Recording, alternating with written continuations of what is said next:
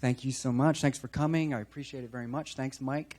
And I'm very happy to be here. For one reason, it seems since I opened a gallery that, this is a little grandiose, but I went from being a man of contemplation to a man of action. So it's nice to have a moment to reflect. This has given me a chance, actually, to clarify some thoughts, to think about what has happened in the last 3 years since opening the gallery, which, I still have my art practice that runs parallel to it and also is involved with it. So this gives me a chance to actually talk about it. So like Mike said, I went to school here, left about 5 years ago. While I was here, I was lucky enough to study with Susan Buck-Morss before she left. I got to take 2 of her seminars. I'm sorry, guys, she's not here anymore. She went to CUNY. But during one of the presentations in one of her seminars, we were supposed to talk about our sort of original ideas or something like this. And afterwards, she seemed a little bit upset with mine. And she said it sounded more like the beginnings of a cult than philosophy. So and then that sort of led to good conversations about the difference between art and sort of philosophical thought and discourse. And now with my logo and my fascist-like outfit, I hope you will join my cult, which the subtitle and also the title for the talk is Life to Art to Life. And this is to somewhat counter the modernist avant-garde idea that life should be folded, or art should be folded into life, that actually we're to maintain a separation for reflection and ulteriority, you might say. Art should, or could, and does, due not only to our choice, but to the functions of consciousness and the way that we can reflect on ourselves as third-person parties as well as first-person individuals. So I feel like this is the kind of space that art functions in, and this is a little bit what life to art to life means for me. And Cathouse FUNeral is the name of the gallery. Again, like Mike said, it's in a funeral home. That partially explains the name. We try to emphasize the fun. So this is FUNeral. This is the funeral home that the gallery is in. The space was built with studios around it to sort of maintain a kind of dynamic environment. So you'll see in this face here is a Kota reliquary object. The reliquary objects are Congo, West African objects. Here, this is a full example of one. What we're thinking here is that we're in a funeral home, of course, but this is the crossroads, which is another cosmological West African symbol of the crossroads. And at the crossroads, you do or perform ritual magic in order to access guidance from the ancestors. So I feel a little bit like that's what we do with art, and that's what we're trying to do with the space. Here you can see, this is a piece that I did while I was up here at school and took the picture outside, but just as an example of what a reliquary basket would look like. So this could have up to 8 generations of skulls in it, and they would be taken out on special ritual occasions, and each of the individuals would be remembered going back 8 generations. So it was a form of an archive. And this is a Kota reliquary object, and that's a Fang reliquary. You can see the stylistic difference, but the concept is basically the same. And this is, by the way, leading up to a conversation about the gallery. So I'm basically trying to set the context for my work prior to starting the gallery, which there was a transition, potentially you could call it a transition that occurred between a kind of youthful narcissism that grew into what I'm calling a heroic social work. This is an Osmat ancestral skull. So when I first saw these in the Quai Branly in Paris, I thought that it was a trophy skull from war. But in fact, these are, I didn't know that this tradition of maintaining skulls existed in the world for ancestors. So my mother had recently died, and I had made the first film sort of about that event in death rituals. So I was interested in death rituals. And it seemed to me like what a wonderful memento mori, actually, to have the skull. And I had this longing to have her skull. And it seemed sort of creepy, like Psycho, the movie, like we're sort of required to let go of this physicality. But it seemed, psychologically speaking, but it seemed to me, to maintain this relationship, considering the moribund sort of death rituals that we currently exercise or don't exercise, meaning cemeteries or returning to the dead, no Day of the Dead, so that we've kind of lost this relationship to the dead. So I proposed, this is an Osmot man sleeping with his ancestral skull, so you can see how intimate and close, in fact, one would be with the ancestors. This is in the Western tradition, just also here in the West, and this is from Austria. And this is the catacombs in Rome, the most famous catacombs, probably, or ossuary in the Capuchin Chapel in Rome. So this was my response to that, or my attempt to sort of, the thing is, I had sort of come up with this piece before I knew about all the history, but afterwards did the research. But this led to my film David Dixon is Dead, which, see, we're getting to the narcissism now. In the film David Dixon is Dead, which is a feature, I die in the film. But this is Museum Mausoleum, it's called. And this will be, after I die, my skull. And it will be kept in this little cabinet. It's a portrait, as you can see there, a self-portrait. But it's a proposal as much as it's an art object. So I would like this to actually take off as a way to remember the dead. So the film, David Dixon is Dead, explores the sort of possibilities of this, the logistics of it, and the moral of it. Because, and also as an art piece, in the film, I can't see this piece finished, because I have to die first. Yeah, start the video, thanks. So this is the trailer for the film, David Dixon is Dead. So in the film, I'm able to die, and then the film can go on without me, and then I can see the potential repercussions of the actions or the choices of the piece. So in the film, the father figure, who's the hero of the film, carries out the son's somewhat knuckle-headed plan to have his head cleaned, his skull cleaned, and to put into this art object. And in the film, I go to Skulls Unlimited, which is a real place in Oklahoma. So the film's both documentary and fiction. And I go to a real place called Skulls Unlimited, where and interview the people about the possibility of having my skull cleaned. There's the father who we're considering to be the hero of the film.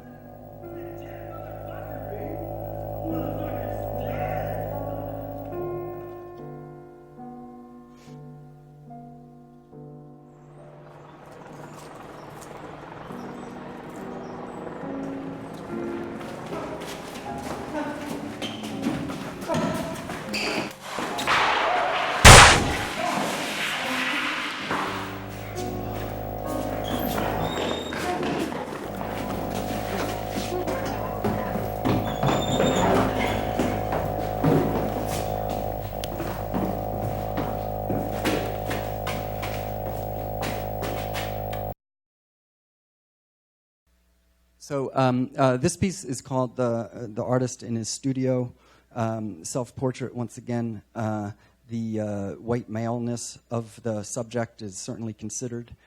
So the head, it was a prop in the film, and it's a self-portrait. Maybe that's obvious. But The Artist in His Studio, and it is a reflection, or wasn't something necessarily, once again, and I think this is maybe a point about artistic practice that I knew at the time, but it was a reflection on Courbet's, the artist in his studio, or the painter's studio, and its relationship to a burial at Hernan, which is what we're going to look at next. And so the talk here is going to be a little bit art history, it's going to be a little bit speculative thought, and then a little bit documentary when we talk about the gallery, when we get to that part of the conversation. And we're trying to establish this sort of dialectical relationship between narcissism and this idea of heroic social work. And we're going to use Courbet here a little bit to sort of get there. So this is the artist's studio or painter's studio, and I'm not sure if you're familiar with it, but it's a huge painting, as is this one, which is called A Burial or None. This one was painted in 1849, 1850, but it depicts a funeral of his great uncle, Courbet's great uncle, from 1848. And then this is the painter's studio, which was painted about 7 years after that. And then these are both important. This is considered the first realist painting. Linda Nochlin writes about these paintings very wonderfully and beautifully. And over the years, I've spent time with these paintings. In fact, I first started talking about the funeral at Hernan when I was in undergraduate school. So, know that the things you're thinking about now will be relevant to you even in the future. And over the years, I've been adding little ideas about the relationship between these two paintings, and it's bore a lot of fruit. It's not like I think about it every day. I certainly think about a lot of other things too. But little ideas percolate, and at this point, it sort of became a kind of foundational concept. The reason I keep going back to this picture, which I skip over, is because we have Ai Weiwei there, and we're talking about narcissism and social practice. So I feel like he's actually sort of the poster child in a way. And I was very proud that my piece was exhibited next to his selfie in that regard. So, and we'll talk about here in Courbet, who also is a narcissist of some sense. This is, a self-portrait by Courbet, who painted many, many self-portraits when he was young. And then that practice sort of began to trickle out at some point in his work. But you could see this is kind of, this is called, I don't remember the title, but it could be Narcissus Looking into a Mirror. And we'll think about this idea of reflectivity, like I was saying before, art being separate from life, and the idea that you can reflect back on things. So essentially, the way that art in relation to consciousness might have something to do with narcissism, and I'm not using that pejoratively in this case, and I'm not talking about vanity necessarily or arrogance, which often get mixed up, but some sort of productive notion of narcissism. So we have Courbet painting the artist in his studio. This painting comes first, though. So you can see here, and this is, Linda Nochlin, like I say, talks about this. There's a horizon. All the people are below the horizon, so they're separated from Christ, who's been the center of so many paintings. And in the center now you have this void, or this empty grave. And this is a very important part of the painting, as far as I'm concerned, because it is centrally located. And this is where Christ might normally be located, in the center. But now we have a grave. And it's supposed to be the first realist painting, but that seems to be wrong. Because there is allegory here, and despite the fact that Courbet considered himself a realist, he liked to play with the notions of allegory. But it's hard to tell in this reproduction, but this is a skull right here. And if you see the painting in person at the Musée d'Orsay, that skull is pretty much at head level. So it's not easy to miss. And that seems to be allegorically pointing to this pit, this black hole, as being significant. And then... So keep that in mind as we turn to the artist or the painter's studio, where you have Courbet in the center again. So Courbet has sort of replaced this empty grave with the self, or with the painter, or the painter painting. And there's a lot that's said about this painting being this like a timeline. This is the past, this is the future, which is great. And then in the center you have Courbet orchestrating and a painting. And just a little side note, I think as far as studio practice goes, and a lot of criticism that goes towards studio practice and the sort of isolation of studio practice, I like that Courbet has depicted the studio as incredibly full of people. Because it seems to me, even alone in a studio, you're always speaking to the past and the future, and to these ghosts and these presences. And your production then is not one of isolation, but one of reflection, once again, in order to address this history. So he is painting his painting, which is a landscape painting. He goes on to paint many, many landscape paintings after that, in fact, sort of defining the genre of landscape painting. And the significance here, in my mind, and this is where it sort of goes off from, say, what I've read, pretty much from Linda Nochlin and other people that have written about these paintings, is because this painting is also called the Painter's Studio, 7 Years of My Artistic and Moral Life. So, but the way the painting's not usually read is in relation to the 7 years earlier, which was this painting. So what we're trying to do here is read these two paintings together and to see what they produce. So you have this void that's been made by the absence of any sort of defining ideological structure, and you have this, which is emptiness, which is liberating. We've been liberated now. There's no more hierarchy in the representation of people. But at the same time, we're liberated, but we have no defining concepts. And this, you might say, is the sort of modern existential crisis in a way. So you're liberated, but there is no defining concepts. So what Courbet does is he fills the void with the painter painting or the self. And this is where then, and what's he painting? He's painting a landscape, an empty landscape. So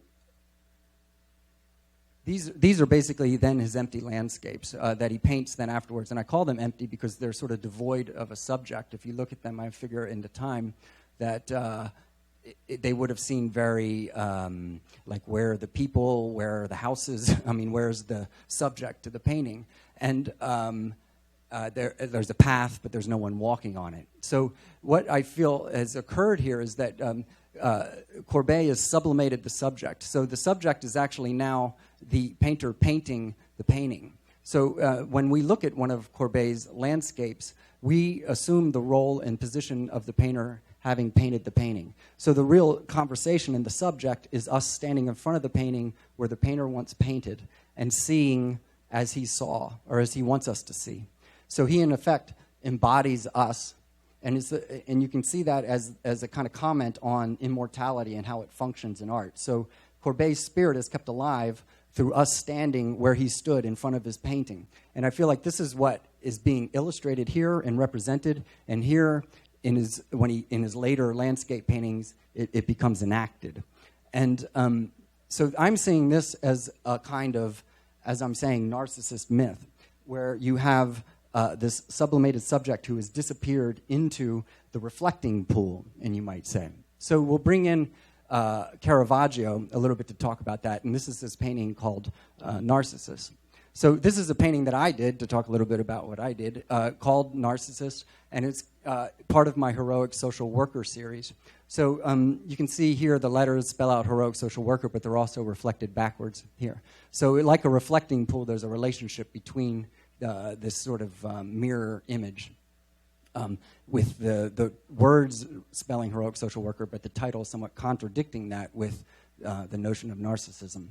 Because we're seeing them as sort of opposites. At least that's the way I'm representing them. So we have Courbet here, and I mean we have Caravaggio here with his painting of Narcissus. And what I see is like the sort of I'm sure you're familiar with the idea of Ouroboros, the snake that eats its own tail. So what we're trying to accomplish with this narcissism, which again we're not thinking as pejorative, but somewhat evolutionary or dialectical with social practice, is that through self-reflection, at some point the narcissist exhausts the subject. I mean, at some point he exhausts the interest in the self over time. So in the myth, of course, he's punished for his vanity by dying and drowning in his own image. But we see this as a baptism where he falls into his voided empty self, which is the reflected self. So we see that again like the grave in a funeral or a non, where it's a void. So this is not him, nor is it not him, but a reflection of him. It's a voided, empty self, and often with mirrors and like Cocteau, the mirror and the reflected self is a symbol of death. So Narcissus falls into his own self-image and disappears and is baptized, and in this kind of mythology that I'm talking about is reborn then as the heroic social worker, because once the self is exhausted, one can then engage in selfless social practice. So this is a piece, and you can see you can see where this is going with the David Dixon is Dead film. And it seems to me with David Dixon is Dead, I was able to, all this is very much a conversation, and whether or not it's reality, in fact, is questionable. But in the film, David Dixon is Dead, something seems to have been put to rest, like I was saying in myself, for this like sort of youthful narcissism. And you can see maybe a maturation from narcissism into heroic social work, but you can also see them as oscillating and existing in the same space at the same time. So we all carry these kinds of selves within. So this is, like I was saying, narcissism. This one's called a heroic social worker. This is a Rainbow for a Showroom, which was a gallery that a friend of mine ran. And for the final group show, I was given the opportunity to do this large wall mural. So this is all plaster wall with paint on plaster. And this is before I opened the gallery. So I was already starting to think about this idea of heroic social work, and that in this case, I made this rather large piece that I could, because it was a group show, hang other people's work on. So this is a guy that very generously named Zachary Bruder, who let me hang his work on my piece, basically. And Jeannie Weissglass, who ran the gallery, hung this piece, which was sort of, as you can see, the sort of formal inspiration for the piece originally. So this then, through certain twists and turns in fate and real estate, I was able to get an extra 1,000 square feet from the landlord and start building the gallery. So anyway, this is basically the making of the piece, which, as you can see, required some construction type labor, and which led very nicely into the new gallery space. So this is the room before anything happened to it at Cathouse FUNeral, and here you can see the door over here is to a studio here, and there's another studio back there, and there's two more back here. So originally the idea was to open many studios, but then I had a friend in New Orleans who kept asking me to find him a place in New York to show this big series of drawings, and then I thought I could rent it out afterwards as a studio. But the gallery idea seemed to work, as you can see, as I'm saying now, retroactively within my art practice at the time. I was basically ready to engage with other people's narrative, you might say, as opposed to my own, after making a film, David Dixon is Dead, which is my own sort of art bio. So this was supposed to be the profit room, the room to make profit. So the 4 studios I was going to rent, and then I was going to rent this one out, and it would make actually the whole business venture of opening studios make sense. But instead of being a profit with an F, it became a profit with a PH. So it allows then us to begin to profitize certain kinds of ideas. So this all started, though, up here in Ithaca. This was, as you can see, we're in Ithaca because of the snow. So when I went to graduate school here, through some help with Wiley, I don't know if she's here, Wiley Schwartz, and a friend of Mike Ashkin's, I was able to procure this shack, which was an empty shack. It was a shed, basically, that had sheep in it at some point.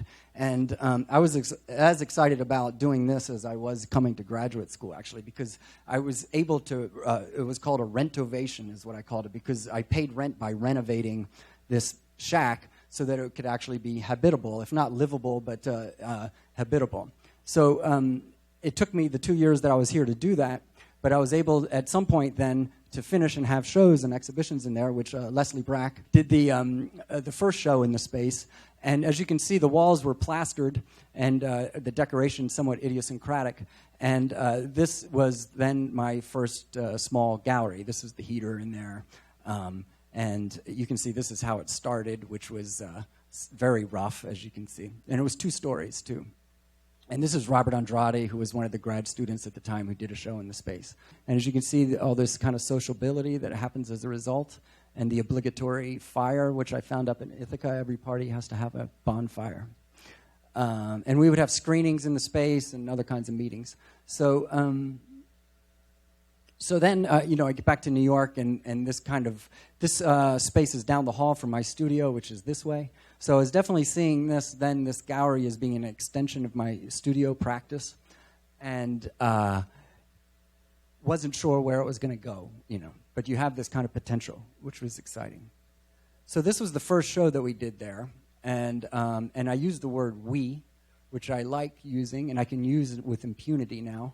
The royal we, because actually to say I certainly doesn't seem right. And we, even though if I, actually this was empty space, so I built all the walls, did all that, say myself, but if I say I built it, it sounds ridiculous. So we built it, and we is also this, desire to work with others. So, and of course the artists are a part of the we. So this was the first show, and this is the friend from New Orleans that I'm talking about that had this whole series of 102 drawings. So, but as far as these pictures of the shows go, unfortunately, I think I should talk more about the space than the actual artist in the shows, although, of course, I'll mention their work. But as a disclaimer, I already apologize for somewhat glossing over the work to talk about the space, because what started to happen and what seemed to be potentially original about the space was that it never went back to that. It never went back to a white space. It never went back to a sort of white cube, which we've become used to with galleries, and pretend a kind of neutrality. So in this case, what began to happen, and it wasn't my intention originally, to begin with, but this was all sort of improvised. What began to happen is a lot of this exhibition design, like the gray on the wall, which was done originally just to sort of frame his piece because we couldn't afford to frame everything. So this was a way to sort of unify and then to have this break on the side to allow a certain openness. So, I was working with the artist and then continued pretty closely about the exhibition design, how to paint the walls, what to do with the space itself. We never returned to white and just kept building on the exhibition design. So this you can see is the next show with Jeannie Weissglass, who actually owned that gallery showroom where I did the big wall mural before. But you can see we kept this from Brad's show. And this happened over here because of sanding and the way that we sanded the walls. Somehow I painted it and then I sanded it, and these kind of emerged, these spots, which I really liked. So it was a matter of convincing Jeannie to like it too, which didn't take much work. So then we were sort of off and running because now I could work with the artist and try to create situations that would unify the pieces within the space. Coming out of, say, Art and Objecthood by Michael Fried, I don't know if you know that essay, in the 70s sensibility where an art object was, say, Donald Judd and Marfa is a good example, where the art object is situated within a space and one has to consider the room that it's in as much as the individual pieces. And then the space and the art object become performative in some way, and you as a viewer then walk through it and animate that work. Maybe that sensibility is somewhere in my mind and resist a little bit this new turn of the object being liberated from the space.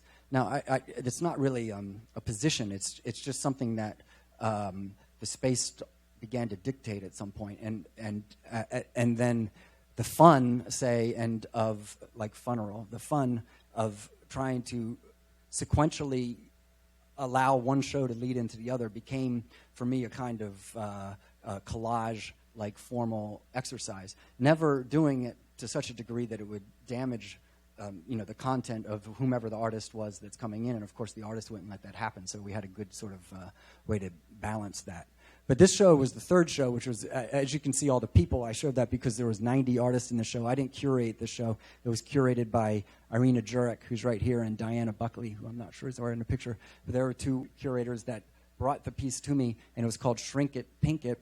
Everything in the show was meant to be pink and small, although it's not so small. But and Shrink It, Pink It's a fun title because it's an advertising term for when you want to sell things to women. So you shrink it and you pink it. So say you have like a hammer or things that are generally sold for men, and then you make it smaller and you make it pink, and then you charge twice as much. So anyway, we had this Shrink It, Pink It show, which had 90 artists in it. A good strategy for a gallery at first, just to get everybody to know that you exist. And you can see it was very crowded. Even art was hanging on the ceiling.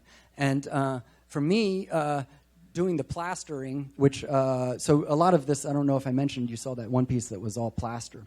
So the walls are generally plastered. I do a kind of Venetian plaster fresco technique on the walls. So they're not always painted, but before you plaster, you have to paint this stuff called plaster weld, which allows you to affix the plaster to any surface and is a kind of glue, but it comes in pink. So I knew when they came with this Shrink It, Pink It show that the show after that, I wanted to plaster the walls so I could paint the walls pink with this plaster weld and then just a month later plaster over them. So this is I started to think sequentially like that with shows that were coming, and then agreeing to shows that I knew would play well into the next show. And this I'm imagining is coming out of a kind of filmmaker sensibility. So where each of the shows ends up being a kind of scene within a larger narrative, which is the space. So and that there can be some sort of continuity between the shows as a result. So this talk is one way to sort of bring those things out, because if you see any individual show, you're not going to be able to see them all. One way is to look at them online, but ideally a book form might work, and which is something I'd like to perhaps do after 3 years of having the gallery, is to do a book about it, because so you can flip through and you can see the evolution, and you can sort of read it narrative and sequentially. So okay, here's an important moment in the. Right here, you can see this temporary wall that was built for the show was capped with this plaster 2x4, which eventually ended up in this show right here, which is called "For the Love of Agnes and Barney," Agnes Martin and Barnett Newman. So there were works that were that basically had some kind of tangential or some kind of relationship to Agnes Martin and Barnett Newman, but weren't necessarily adhering to their ethos of abstraction. And you can see that the walls then were sort of painted to feel a bit like the horizontality of Agnes Martin's paintings. So you can see this from the original first show. There's still this dark gray line that was here that's been actually reduced. And then I knew that after the pink show, I wanted to paint stripes for the Agnes Martin show. So then all we had to do was paint the gray stripes in order to get the wall, And the pink was left from the pink show. And this was the sort of breakthrough moment where the 2x4 from the end of that wall, when I was deconstructing or taking down this wall, this 2x4 emerged as a perfect Barnett Newman. If you're familiar with Barnett Newman, this piece called The Wild. And so, of course, that had to go into the next show. So what we call those are harvestings, and they're harvested from the context or the situation of the given show. So some of the shows, due to the exhibition design, things can be cut out of the walls, or they can be used as distinct art objects, sort of you could say, of relics of the exhibitions, but also as standalone pieces that function fully on their own.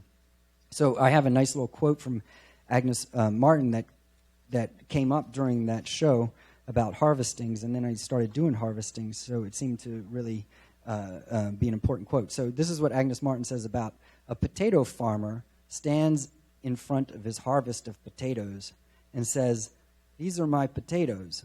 Well, they are no more his potatoes than these are my paintings. We are merely the locus where it happened." So that's how I think of the harvesting. So I don't intend in the beginning to create harvestings, but often when working, taking down shows and going from show to show, we get a harvesting. So there's two things that are basically happening or happened with the space, which are these harvestings and then maintaining things on the walls from earlier shows and present shows. So the next show is called The Hunt, and this is the postcard from The Hunt. And this is the entranceway of the hunt. And this little piece, keep in mind, this gets harvested. See, so originally it was just the entryway, and this is my photograph, which I put in the show, but hung it on this mirror with the title of the show, The Hunt, written backwards, like red rum from The Shining. But then realized about halfway through the show that's a pretty good piece on its own. So that should get harvested, And then we have some work here, these targets, by Stephen Dean. And this you'll see this paneling right here is important in that back here you had Chris Now's piece, which is cut out of the sheetrock. So that gets cut out and it's faceted, and he puts all the pieces of sheetrock back in, and it creates this sort of wall drawing, but it's dimensional. So at the end of that show, of course, you have to cut this out. And cutting it out, it was almost a perfect 8 feet by 8 feet, which is 2 4x8 pieces of sheetrock. So when talking to this artist, Susie Spence, about hanging her Hunt paintings in the Hunt show, which was a big inspiration for doing the show in the first place, she suggested that we make it lodge-like, and so it would be like a Hunt lodge or something. So then this fills that space. So this is how earlier shows are helping determine the present show design. Then the arrows are shot in for fun to give some real violence to it. And this piece is called The Naked Hunter by Elizabeth Harney, which sort of implies the work. The Naked Hunter, I love this piece. He left his clothes. Oh, okay. And this is a great Michael Ashkin right here, which I bring up not only to embarrass Mike, but to say that in the show after that one, oh no, it was the one before, right? Okay. So you can see here that same that same piece is in the same place in both shows. I thought that was a great innovation. Okay. Oh, this is another problem with the space, is that, and narcissism, and the notion of heroic social work, is that one of the taboos, if you have your own gallery, is you don't show your own work. That's kind of like a given. But I couldn't really bear to do that. So in the summer shows, when things are slow in the gallery scene there, I give myself a show in the summer. And to me, like this idea that it's your space, so you should just, show other people's work. I understand the humility of that and the modesty of that, and maybe the necessity for not a conflict of interest or for it to be seen as the whole enterprise being self-serving. That seems, it's understandable, but it seems a little cynical to me, too. It's like, if you're working in a space, and especially if you're rebuilding the space, you have ideas of how you would like to use that space. And it just seemed tragic to me not to actually be able to, given now I have like complete artistic freedom to actually address and to use that space and to actually give something back to the space with my own work in the way that all the other artists are putting themselves out, with their ideas and with their work. So to expose myself to expose my work or in myself, which kind of worked linguistically nicely, in the space too. So the first show, as you may have guessed already in the way we're talking here, is called Heroic Social Worker, which is somewhat ironic, as to whether, especially showing your own work, like I'm saying, in your own space. The question is where the heroicism is, where the social work is, where the sacrifice of self is coming through, and and maybe I'm skeptical of the capacity of that kind of altruism, and also as you see that we're seeing social work, that kind of self-sacrifice being coupled with narcissism. So this is Heroic Social Worker. This piece, I hope you recognize, is from way back there with the shack when I was doing the gallery in Ithaca. So this is a photo of a corner in the shack that then gets plastered on this big plaster canvas. It's not on canvas, but support. And then that gets put onto the plaster wall. So it's trying to bring that original gallery into the present gallery. And over here you can see still remaining. That's where Susie's paneled wall was, so that gets to stay. This got brought back in for this show. This is from the original Jeannie Weissglass temporary wall that I still had the sheetrock for. So, so we don't want, again, to return to a tabula rasa. We want to maintain a relationship to history and relic. So this is called Dirty Hands, Clean Money, this piece, which is basically that drawing with this background. And Dirty Hands, Clean Money is, it's a line taken from Vic Munez's film. Did you guys see it? It's not his film, but it's about him, called Wasteland, right? It's a documentary about Vic Munez's incredible social practice that he did down in Brazil with these pickers of trash. So one of the pickers talks about his work picking trash, and he talks about, and he has this beautiful line called Dirty Hands, Clean Money. So they know that the money that they're getting is earned through labor and work. So,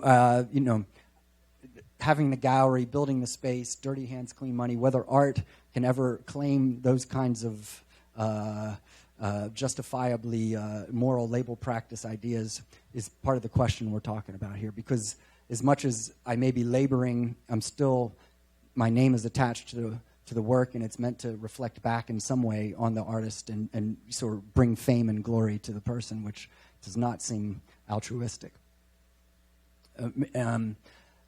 This is the harvesting, then, that we saw from the hunt. So what happened while I had the Heroic Social Worker show up is that I developed a relationship with the Ryan Lee Gallery. And so while that show was up, I was able to show in Chelsea the harvestings that had been made up to that point from the gallery. So this is actually the list of names of the titles of the show that is always in the entryway. I have the artist write the title of their show in their own hand on the wall, and then at the end of each year, cut that out and frame it, and that becomes its own piece. So this is the first year's name, and then this, as you can see from back there, was taken from the wall up here, which is not taken out here yet.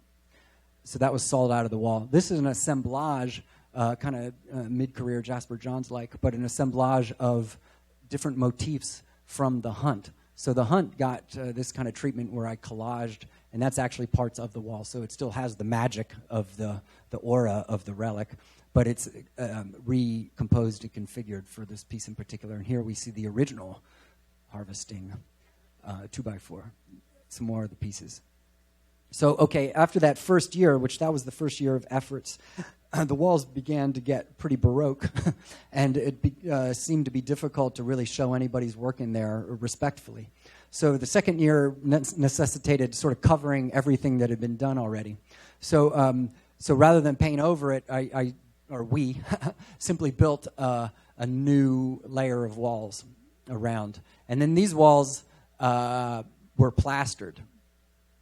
So this is nice white plaster. It's not painted, which gives it a kind of, it absorbs light. It's definitely the best way to show work, if not on gray. I don't know, it's white or gray, I'm not sure. But the surface is, and you don't see any joints, from the painting and the compound in the white wall. So anyway, I'm a big advocate and fan of like plastered walls for art of surface. So anyway, the first show is Andy Cross, and there were basically paintings. And this wall, so now behind this wall, as you saw, is still this piece, which I couldn't bear to take down, So it was easier to store it this way. And now the space has this sort of embedded history. What I'm going to do with it, I don't know. I'm hoping Dia is going to show up and buy it. The space is starting to take on some, power, even without any artwork in it. It's starting to take on a certain form and have certain quality as an art object unto itself. This was Tim Simmons' show, a young artist, who basically, in conversation, said when he said he wanted to carpet the room, I was like, okay, we're doing it for sure, because these are the kinds of things I'm always looking for with artists. It's not so much about like if I like the work, and it's actually really nice being on the side of the gallery as opposed to on the artist side, and not taking offense when someone doesn't show your work, because every dealer, I assume, like myself, has a certain agenda, and it's really a matter of whether you fit into that agenda or not necessarily a judgment on the work generally, and its ultimate quality. So not to say that the people I don't show, I don't love the work, I do, but I have to feel like, at least at this point, that it transforms the space in an interesting way. So that can happen, in conversation too, with the artist, and it has. But anyway, Tim came to me with this idea of carpeting the floor and also making it wrinkles so it would trip people, and that was definitely, we're doing that. So these are little box pieces that he had. Like I say, it's probably not, but these are impressions, body impressions in plaster, and then they get a little kind of altar piece with a little piece of real vegetable. There's a beautiful little one here with his hands like done backwards, and that's shampoo, pink shampoo, hair conditioner. And this is Faraday Sakayafur, who was a student here, a grad student when I was here as well. She was primarily a photographer, but now has branched out into other kinds of art practice. But and here too, she wanted to put in this stage with a pedal, and that pedal's mechanized, so it goes down on its own, and it creates like cheering, like Allah's great cheering. So it's about like this sort of supreme leader, which is supposed to be in these pictures, but we've taken out and just made white, So it can be any supreme leader, not necessarily. She's Iranian, so it's not necessarily the Ayatollah. But so it could be slightly universalized to be about, supreme leaders all around the world who and this was called Laugh Track. The show is called Laugh Track, which is quite funny because he would push this and it was like an applause sign would come on and everybody cheers. So apparently the supreme leader has this pedal on the stage and he pushes the button and everybody cheers, and then he takes his foot off and they shut up.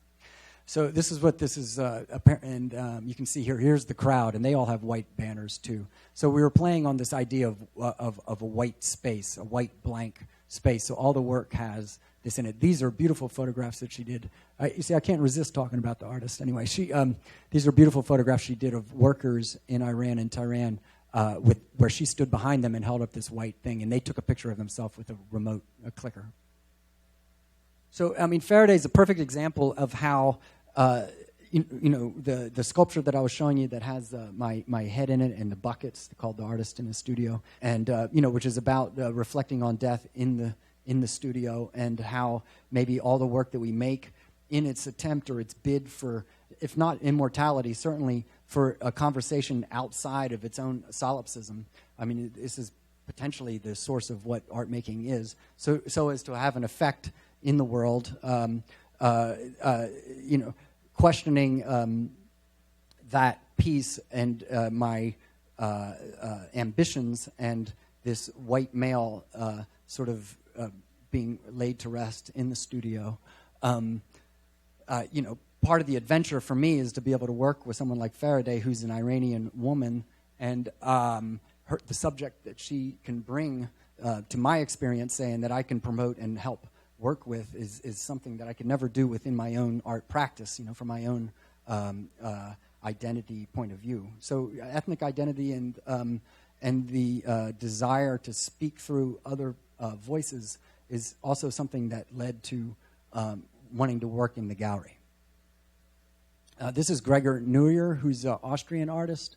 This piece, I just wanted to show, these are stretched canvases. He made these canvases in Austria and then brought them over. And then we built these hovering armatures, stretchers, which I'm very glad that he was a good builder, because this was tough to do and he did most of the work on that. And then stretched these canvases, and they're making a room within a room. This one's called Various Tones, and the idea is it's various tones of green found in advertising, and the way that in spas, say, sort of idealized representations of nature. And he's a photographer, so this is his, and it got well written about in Camera Austria magazine, which I'm very happy about because there's no photography in the show. But he's, being a photographer, was thinking about the way that photography advertising uses these tones of green, various tones of green. So the plant there is our source material for the colors, and here it is, and it's artificial. And these are meant to be raised sort of like billboards. But you could walk into the green space and you would kind of be engulfed in this green. So this is Anne Delaporte, who's an artist we're about to do a show with, enjoying the green space. So Leslie Brack did a show called Mid-Career Retrospective, which the fun here was, as you can see up to this point, without that green in there, we have a kind of big empty room, and we have this one wall, and we have a little space in the back. But if you have a retrospective, you can't stand in the middle of the room and see all of the work. It has to unfold in time like a narrative. You have to be able to walk through it. So we had to put in another wall in order to do that, increase the wall space for more art. And Leslie's work, not being large, allowed us to get a pretty good survey in this small room of her 20-year career, mid-career retrospective. And this is the wall, just so you can see it, that we built. And then it ended up staying because it was divided the space into kind of 3 rooms, which now lent itself to different kinds of exhibition. So Brad Benechak, this is one of the first artists we showed way back at the beginning, came up from New Orleans again, and did this practically like hieroglyphic tomb in the space, where he painted all this in like 3 days or something. And these are drawn and then shellacked, and he works in Hollywood film, so he set painting, so he has a great facility, and he's very fast. So he was able to fill this space, and as you can see, this is rife for harvesting. So I was really excited about this show because first I could, you can't paint over this. So we put another wall over this at the end of the show to preserve it. So it's in the gallery now too, behind now. Now we've got like 2 walls on top of each other. As you can see, the space is getting smaller. That'll have to be addressed at some point. So here we're harvesting like mad, cutting out pieces of his show to preserve and to keep, because many of it functions. And this was done, with his approval, and we talked about which pieces to take out, but he gave me a lot of freedom to saw out sort of what I wanted to. This is one of my particular favorites there.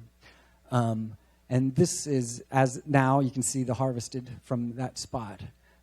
And now it exists as an individual piece. And this is one that this collector, Pia Earhart, who's also a writer, she and her husband chose this spot out of the wall themselves, and we cut it out and took it to their house, framed it and took it to their house. So the rabbit's still available, by the way. This is a great one.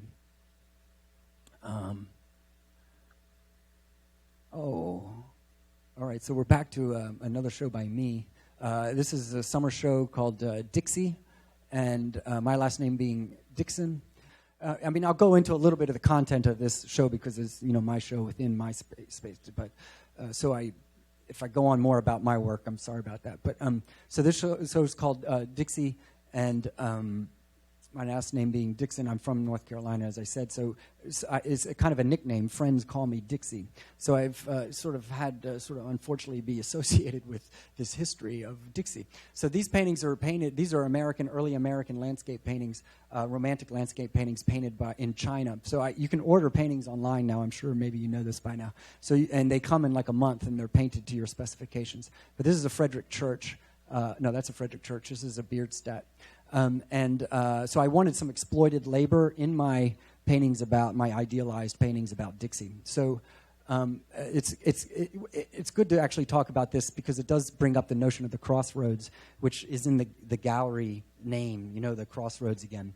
Because I've been doing these pieces, these are parallel, sort of overlapping with the heroic social worker paintings that you saw before. I've also been doing these blood paintings using the Confederate flag in different ways. So and this is a little bit too about speaking through other identities, through a kind of avatar, I guess is the word, or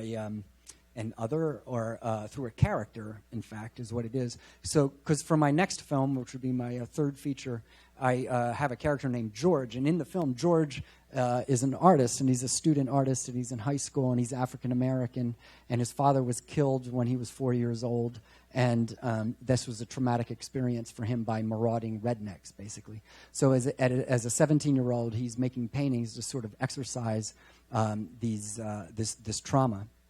So I came to the painting of the Confederate flag through this character. And so I feel like it's a kind of collaborative conversation with George, and the paintings can be read through my white point of view or through his black point of view, which I like. So this piece is called Master Slave.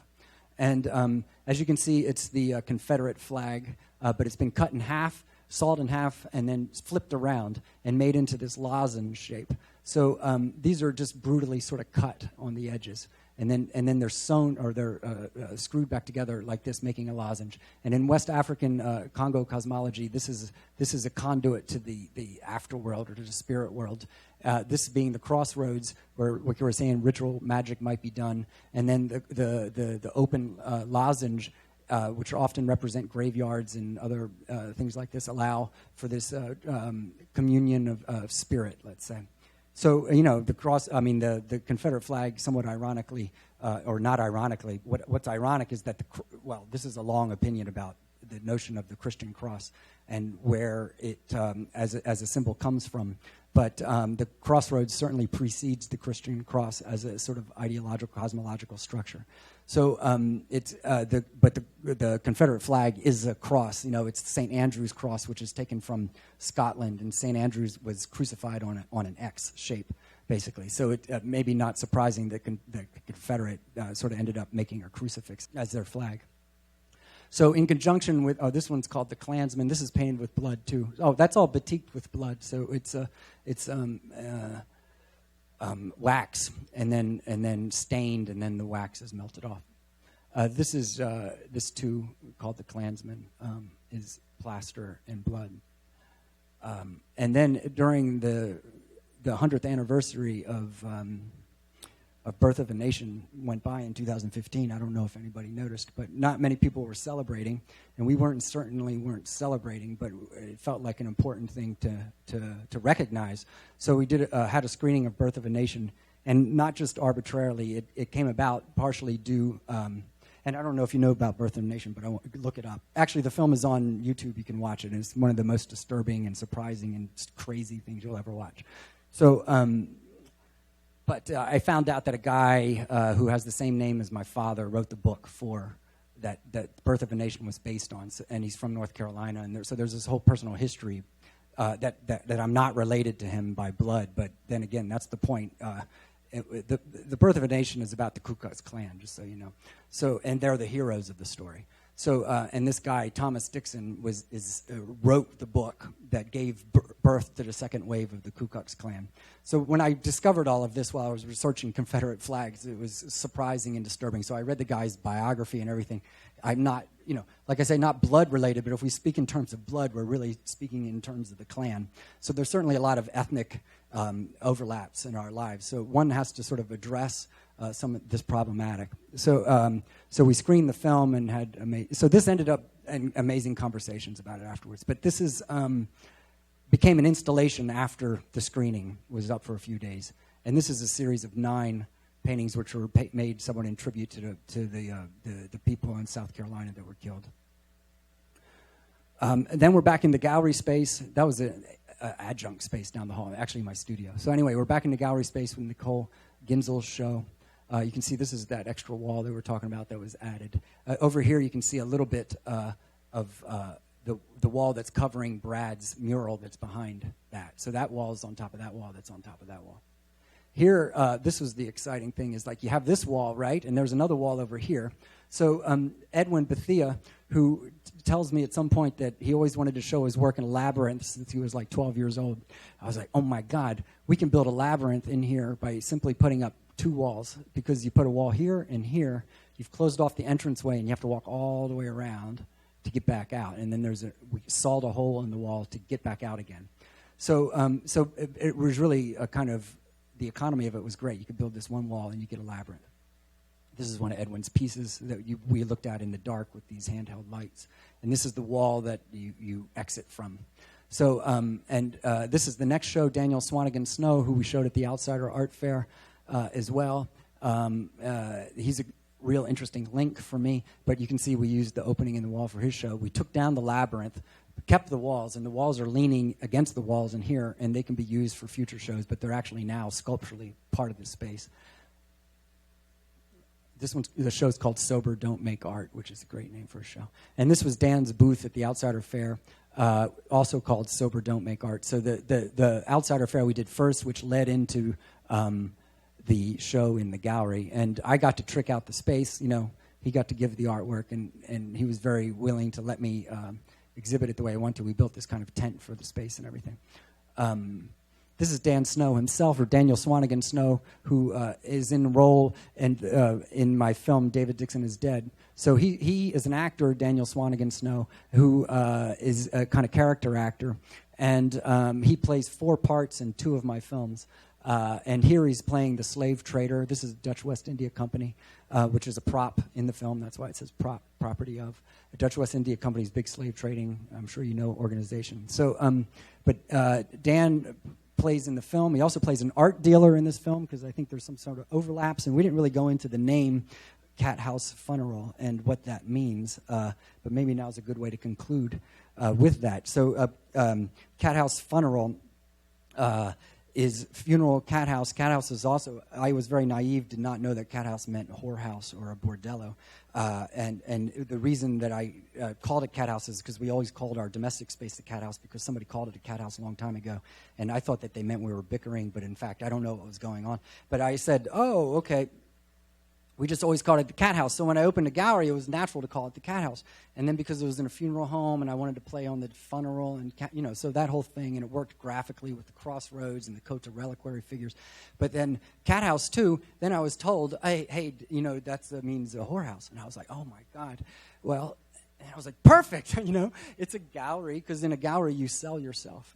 And it also, I liked the title. I mean, in art galleries, there's kind of an evolution, in the way that they're named. They're the name of the gallerist, of course, but then there's funny names and weird names. And then there was Regina Rex, which was a fake name, but it was really a collective, but they had a fake name. And then Pierogi, which was a fun name that because they sold pierogies. So there's a kind of history of the way that galleries get named. And I like to think that within Cathouse FUNeral, there's a critique already in the name, and that has a kind of critical distance on its own functioning as a commercial gallery. And so I feel like that's another little contribution that the name, and there's nice Thanatos arrows going on there too, So get back to Dan just for a second, because he's important, because he acted in my movies. And now he's showing in the gallery, which I really like, because as a director of films, as opposed to directing a gallery, the artist and the way that you deal with the actors, there's a lot of overlap where, I create like sort of a context for the artist-actor, although many artists wouldn't like to call themselves actors, but the way that the artist-actor can then perform within the space. And like we talked about, doing it sequentially feels a lot like a film. So having Dan involved sort of brings those worlds together for me. So there's then, through another great twist and turn of fate, I was able to open a second space, which just opened a couple weeks ago, called Cathouse Proper. So we have Cathouse FUNeral and Cathouse Proper, and they're running simultaneously now. And thanks to Ethan Ryman, who basically had this beautifully built, and that's why it's called Proper, white space in Carroll Gardens that we can exhibit in. So as you can see, here it is with these louvered windows, perfect lighting conditions, 20-foot ceilings, perfect for exhibiting one work at a time. So it's almost the antithesis of programming for the other space, which we never return to a white. The programming here is going to be one work that can hold one's attention and can be, complex and, we say, multivariant enough to be an experience. So it's both singular and multiple at the same time. So this is the first piece. So as a single subject, you come in and you're addressed by 36 subjects. So it seemed, this is Michael Ryan, so it seemed like he was a perfect first choice for the new space. So anyway, I don't know if you remember, but we kind of started with a lot of death imagery and narcissism, and I think that we're ending on a kind of life and sociability. And these are kind of maybe where art functions, generally speaking. So these are from some of the openings. That's Faraday and Becerra, who both went to school here. This is Human, who's an intense and amazing writer. We're back to the where we started. And you can see Anne over at Delaporte, who's an artist who's a little bit skeptical maybe of my conclusions. But anyway, thank you very much.